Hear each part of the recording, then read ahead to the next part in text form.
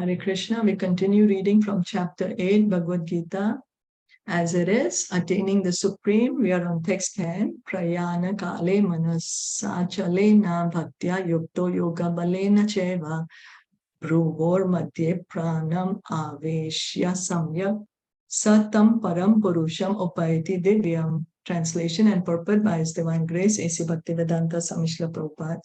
One who at the time of death fixes his life air between the eyebrows and by the strength of yoga, with an undeviating mind, engages himself in remembering the Supreme Lord in full devotion, will certainly attain to the Supreme Personality of Godhead.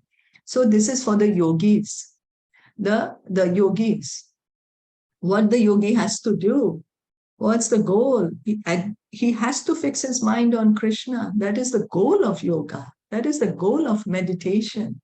When the yogi is sitting in meditation, who is he supposed to meditate on? He's supposed to meditate on Krishna. In this verse, it is clearly stated that at the time of death, the mind must be fixed in devotion to the Supreme Personality of Godhead. So in devotion, not thinking of Krishna as enemy, because of course, even if we think of Krishna as enemy, like Kans was thinking, or Shishupal, we'll get liberation. We can go only up to the Brahman, not enter into the spiritual planets, only up to Brahman. But if we remember Krishna with devotion, then we can enter the spiritual planets, associate with Krishna, be with Krishna. For those practiced in yoga, it is recommended that they raise the life force between the eyebrows to the Ajna Chakra. Ajna Chakra. The practice of Sat Chakra Yoga involving meditation on the 6 chakras is suggested here. A pure devotee does not practice such yoga, but because he is always engaged in Krishna consciousness, at death he can remember the Supreme Personality of Godhead by His grace. This is explained in verse 14. So, pure devotees don't follow the mechanical process of yoga. Pure devotee, because he's always hearing about Krishna, he's chanting Krishna's names, he's remembering Krishna, he's worshipping the deity. So automatically his mind is fixed on Krishna. He will remember Krishna at the time of leaving his body. He does not need to do this mechanical process of Ashtanga Yoga. The particular use of the word yoga balena is significant in this verse because without practice of yoga, whether Sat Chakra Yoga or Bhakti Yoga, one cannot come to this transcendental state of being at the time of death. One cannot suddenly remember the Supreme Lord at death. One must have practiced some yoga system, especially the system of Bhakti Yoga.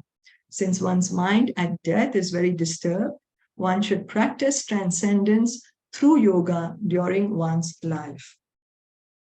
So, this is the system.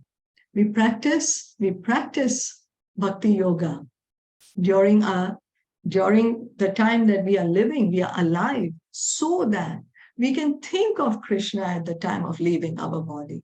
Like anything requires practice. The musicians, before going on the stage to give a concert, they practice a lot before they actually go up on stage. It's not that they just go up on stage and make a beautiful performance.